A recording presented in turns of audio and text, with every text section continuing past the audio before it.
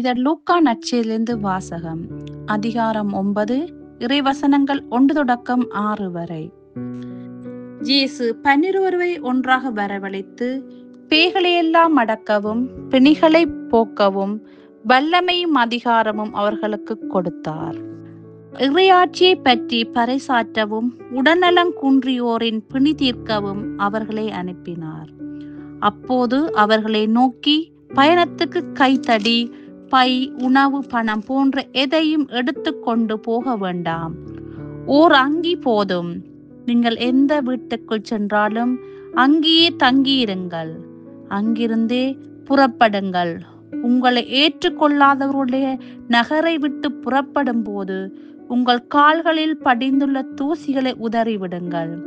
இதுவே அவர்களுக்கு எதிரான சான்றாகும் என்றார்கள்.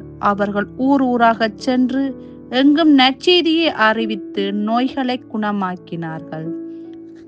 இது ஆண்டவரின் அருள்வாக்கு. கிறிஸ்துவே உமக்கு புகழ்.